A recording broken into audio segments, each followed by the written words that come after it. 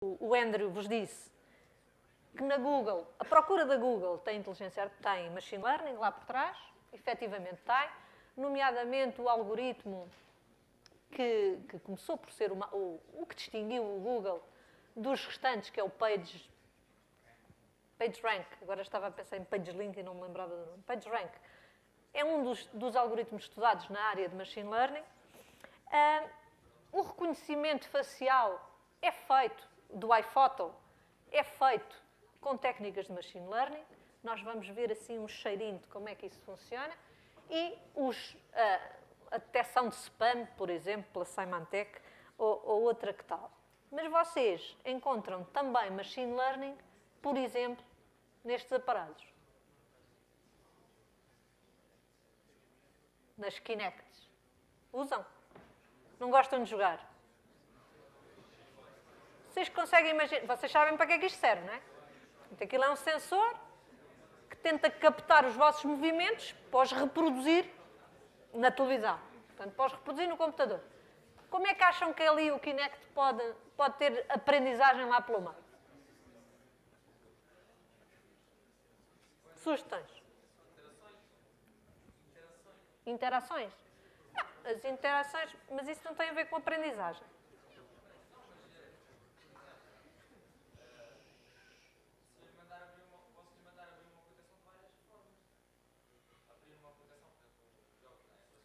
Eu não sei se ele é tão avançado. O que eu sei que ele faz é que ele tem algoritmos de aprendizagem, ou seja, aprende os modelos que lhe permite prever para onde é que vocês se vão mexer. Para otimizar o display do vosso movimento. Porque se ele primeiro tiver que reconhecer o movimento para depois o reproduzir, aquilo vai demorar mais tempo. Se ele conseguir prever o que é que vocês vão fazer a seguir, o display é muito mais rápido, a visualização, a interação é muito mais rápida. Outro, e este é um bocadinho mais provocatório, porque eu não sei nada sobre jogos, eles usam aprendizagem, a aprendizagem que é típica que é tipicamente aplicada nos robôs, que é uma aprendizagem do tipo recompensa. Quando os robôs fazem qualquer coisa que vai de encontro ao objetivo, são recompensados um bocadinho na perspectiva das teorias da aprendizagem da psicologia, não é? E, portanto, isto está aí todos os dias na vossa vida, mas, efetivamente, uma das coisas que vocês têm visto com alguma ênfase nesta cadeira, sobretudo nas partes em que o professor Triboli tem falado, que é a explosão de dados. Eu até diria de outra maneira, a inundação de dados que acontece todos os dias na maioria dos sistemas. E, efetivamente, na década de 90, a área de aprendizagem saiu da robótica, onde estava praticamente confinada, e começou a ser aplicada a dados de bases de dados. Portanto, onde quer que houvesse uma grande base de dados, os senhores da aprendizagem disseram: vamos lá experimentar o que é que a gente vai descobrir aqui. Então encontraram algumas coisas engraçadas. Há uma que é muito famosa, que é os senhores de uns supermercados americanos, que são o Walmart, pediram lá uma equipa de aprendizagem para ver o que é que conseguiam descobrir, porque eles já sabiam tudo e, portanto, provavelmente aquilo não servia mesmo para nada, não valia a pena. E então, uma das coisas que foi muito engraçada de descobrir foi que 0,5% das pessoas que compravam fraldas também compravam cerveja. E acho que ficou tudo em pânico. Ficou tudo em pânico, mas esta tinha-nos falhado. Ficou tudo em pânico do lado do negócio.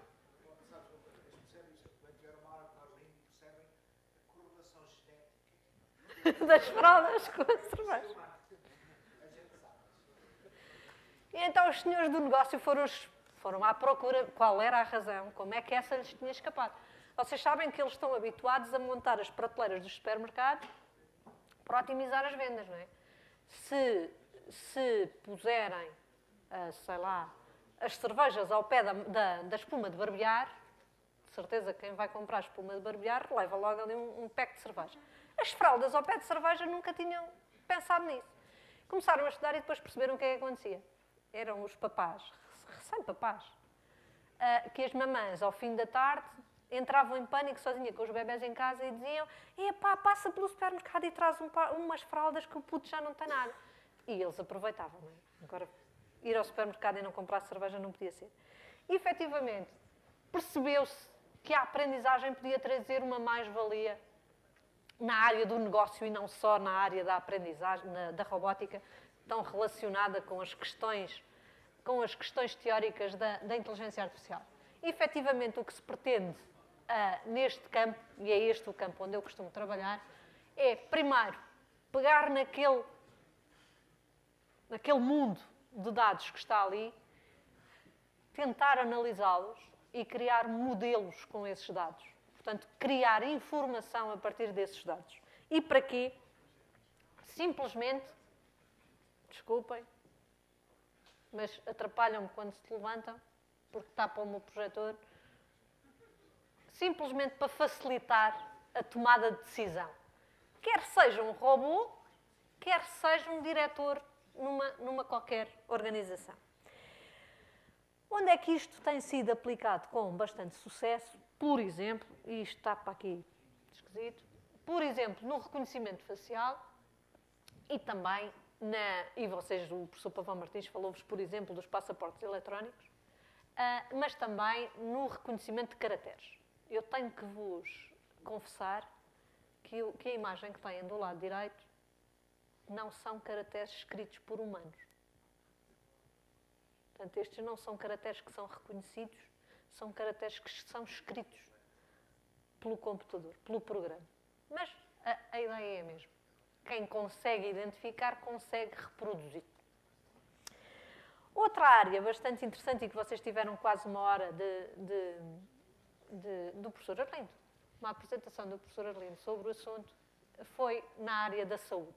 Efetivamente, hoje em dia, a medicina é bastante apoiada pela aprendizagem e pelos modelos que são criados.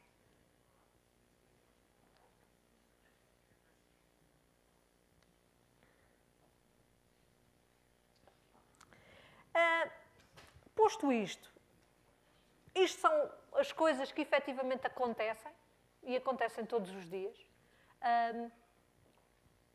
Hoje em dia é difícil de perceber o que é futuro e o que é o presente, quer do machine learning, quer da inteligência artificial. E eu trago-vos aqui algumas provocações. A primeira provocação, vocês devem conhecer, não é? Portanto, isto é para satisfazer uns pedidos. Alguém me pediu para eu vir cá mostrar robôs a jogar. E eu acedi ao pedido.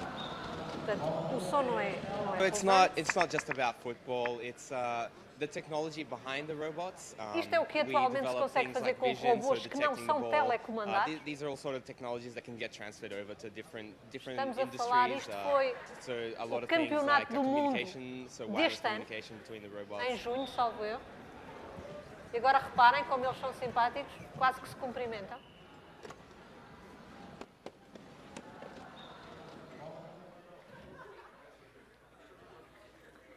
E agora o que eu vos queria mostrar é uma coisa graficamente menos apelativa, mas é uma situação em que se percebe que o robô efetivamente está a aprender.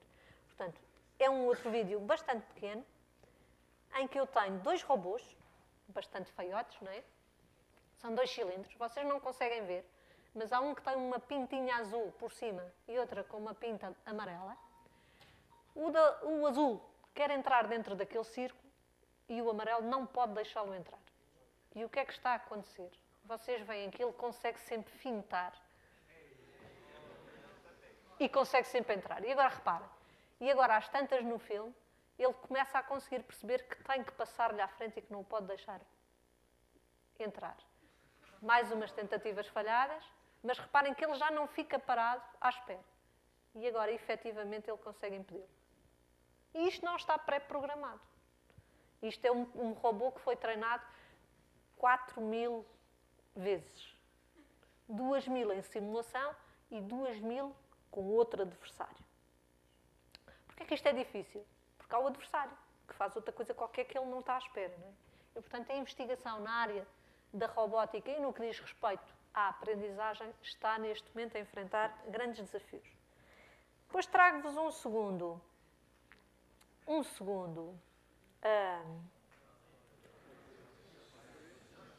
segunda provocação e um bocadinho resposta aos outros colegas que vieram cá fazer apresentações e que diziam e depois a IA há de falar sobre isto.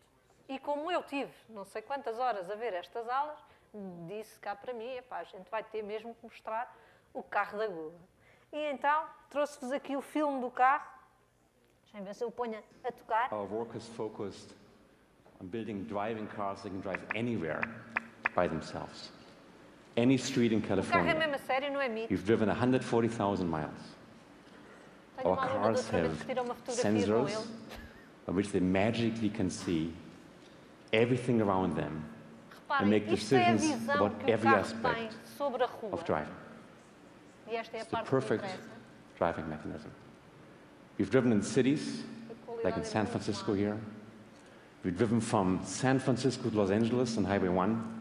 Para quem não conhece Tem São corner Francisco, joggers, parece quase o bairro alto. Portanto, busy aquilo são highways, ruas a subir e ruas tall a descer, booths, bastante íngreme. and this is without a person in the loop. The car just drives itself. In fact, while we drove 140,000 miles, people didn't even notice. Mountain roads, day and night, and even crooked Lombard Street in San Francisco.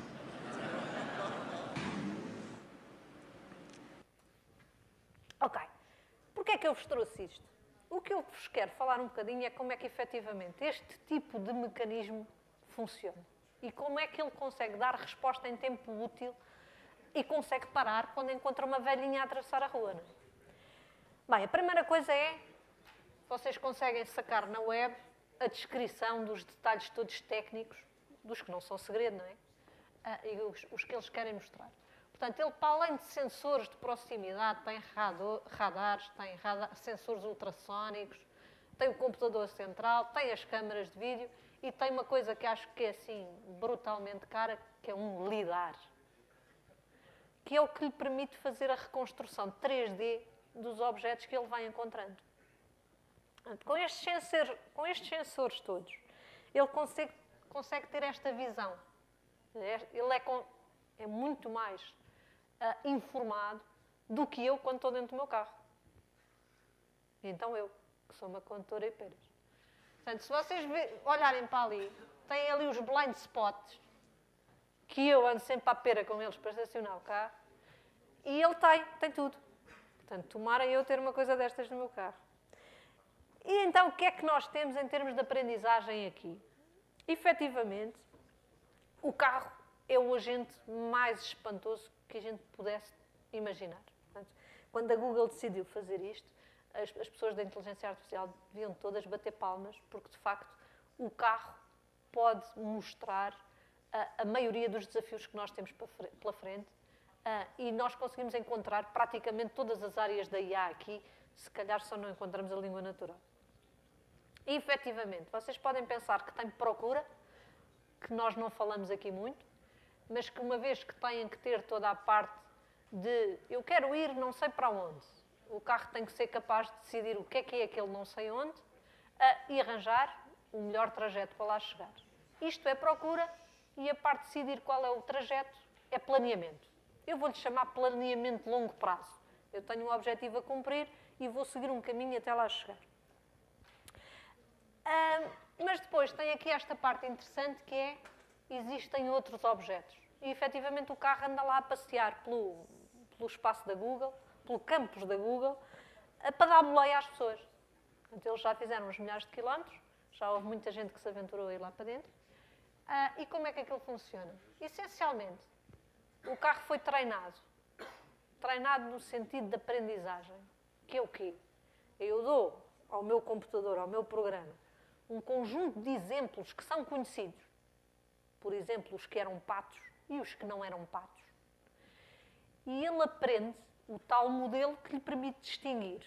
Isto é um pato, isto não é um pato. O que é que o carro tem que conseguir distinguir? Essencialmente duas coisas. O que se mexe e o que não se mexe. efetivamente, ele dentro do que se mexe, é preferível que ele distinga entre outros carros e pessoas, não é? Porque se ele, por exemplo, atropelar uma bola de futebol, também ninguém se chateia muito com isso. Se atropelar um bebê, se calhar há problema. Portanto, efetivamente, o carro... Capaz. Efetivamente, a parte da aprendizagem tem de ser brutal. E tem de ser brutal porque vocês estão a imaginar tudo o que pode aparecer na rua, à frente do carro. E ele vai ter que parar. E vai ter que parar a tempo. Portanto, o treino não pode ser como o robô.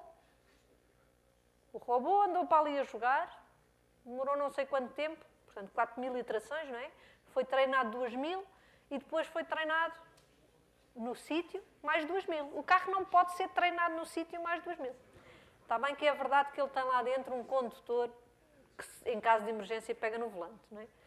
Mas, efetivamente, ele tem que ser treinado a priori. E os modelos de aprendizagem servem para isso. Os modelos têm de ser suficientemente bons para serem suficientemente rápidos para dar qual é a melhor decisão para aquela altura. E isso, efetivamente, eu não consegui descobrir, porque é bastante segredo, o que é que está por trás dos modelos que treinaram o carro, mas tenho grandes suspeitas que são redes neuronais. Portanto, o que vocês têm aqui é uma simulação de uma rede neuronal a sério. E desde os anos 70 que no Machine Learning se têm vindo a desenvolver modelos para imitar o cérebro humano, mas até agora muito pobres, tenho eu a acrescentar. Portanto, o que nós temos são meia dúzia de nós, como tínhamos nas redes anteriores, mas estes nós são especiais. E eu agora vou-vos fazer mais uma provocação. Quem é que conhece esta função? Não a reconhecem de lado nenhum. Bem, já não é como era. Isto era a função do vosso exame de matemática. Já tiraram da pilha, não é? Já fizeram pop. Porquê é que eu vos trago aqui isto? Só para vos picar, naturalmente. Porquê é que vocês estudam isto? E agora estão a chatear-vos com isto outra vez em cálculo, não é? Porquê é que vos chateiam com isto? Porque, efetivamente, isto é útil. E é útil porque se a gente conseguir, por exemplo, identificar os zeros da função, os zeros são os mínimos, e, portanto, sabendo os mínimos, a gente pode aprender. Porque se a gente quer cometer o erro mínimo, então se eu conseguir fazer com que as minhas decisões minimizem esse erro, eu vou conseguir aprender. E o que se usa efetivamente são as derivadas das funções. Funções parecidas àquela do vosso exame de matemática, um bocadinho mais bem comportadas, que são funções que são de graus, mas sempre deriváveis. São funções contínuas, deriváveis em todo o seu domínio. E são estas funções que estão por trás daquelas redes. E, efetivamente, vocês só com uma unidade, com uma função destas por trás, conseguem aprender funções lineares. O que é uma função linear? É uma função que consegue estabelecer um plano que distingue duas partes do espaço, os dois semiplanos, não é? E com isto eu consigo fazer isso. Portanto, sempre que eu tiver elementos que são separáveis por uma superfície, eu consigo aprendê-la só com um neurónio, destes artificiais. Portanto, imaginem se eu juntar assim uns milhões, como a Google está a fazer atualmente. Vocês já ouviram falar do Google Brain? Já? Eles dizem que querem ser o terceiro hemisfério do nosso cérebro. E eu ontem, quando andava à procura, já encontrei uma espécie de placar onde eles mostravam, hoje em dia, em que valências é que já conseguem completar o nosso cérebro. E, de facto, estão a ir bastante longe. O que eles estão a fazer é, primeiro, mapear o cérebro humano para perceber todos os neurónios que o cérebro tem. Para quê? para depois, com estes neuróniozinhos, juntá-los todos e simular um cérebro humano. O que é que eles precisam? E o Andrew Ng anda a ajudar nisso. Eles precisam de algoritmos novos. Os algoritmos que até agora fazem reconhecimento facial através das redes neuronais que eu vos mostrei ali, que eram bastante simples, não é? Tinham 2 camadinhas, meia dúzia de nós, umas centenas de nós, e aquilo funciona lindamente. O problema é quando tiverem milhões de nós. Os algoritmos que existem hoje em dia não vão servir. Mas nunca se sabe. Se é a Google, a gente pode acreditar em tudo. E a última coisa que eu vos trago aqui é para vos deixar a pensar um bocadinho. Portanto, é um filme um bocadinho mais longo, mas que eu não resisti a trazer. Portanto, o filme tem 2 minutos, portanto, acabamos mesmo em cima da hora.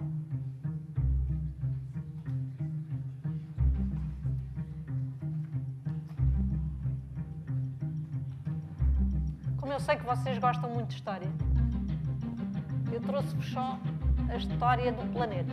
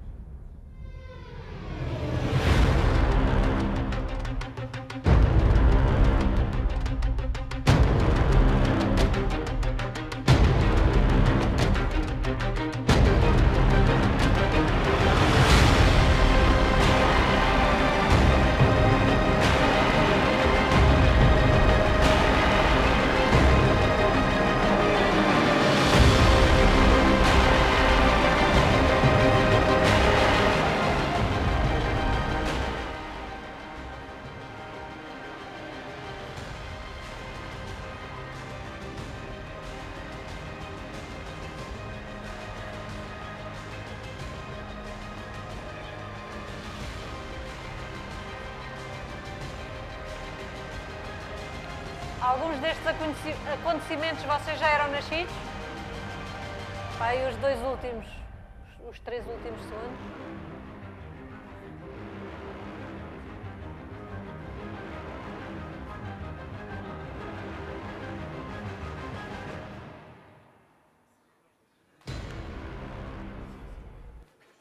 E o que eu vos queria deixar agora era, pensem o que é que querem fazer no futuro.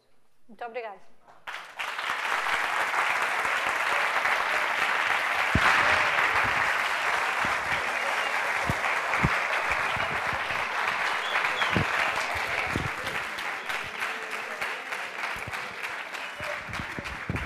E pronto, meus senhores, o Cirque du Soleil Tribolé terminou.